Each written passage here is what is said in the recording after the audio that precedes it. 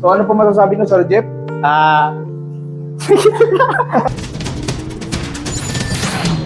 Good day mga kasurbayer. Ngayong araw po pala, meron tayong parating na buyer na manggagaling pa ng Antipolo para tignan yung Yamaha MT-07 natin mga boss. Kaya mga boss, samahan niyo po kami mga bossing.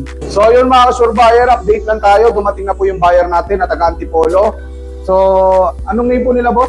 Jeffrey Tarosa po. Jeffrey sir? Tarosa. Jeffrey Tarosa. Jeffrey. So, Jeffrey din po. Jeffrey. Tokayo. Tayo.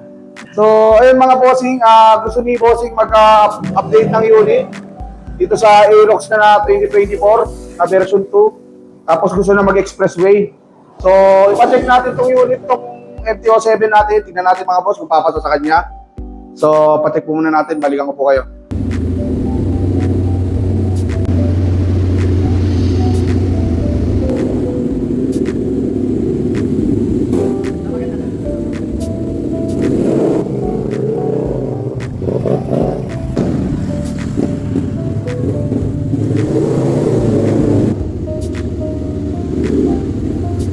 So yun mga kasurbayer, nagustuhan naman ni bossing yung unit natin na yung mga MT-07.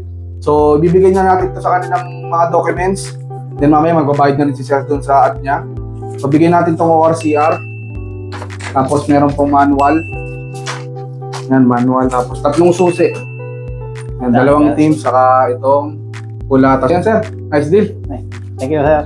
Mga kasurbayer, nagkasundo na po kami dito sa swap ng Yamaha MT-07 saka Aerox 2024 na version 2. So tanongin lang natin si bossing about sa feedback, about sa transaction namin.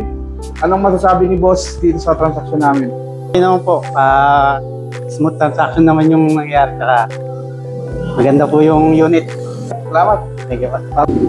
Sir, salamat. Ingat po kayo.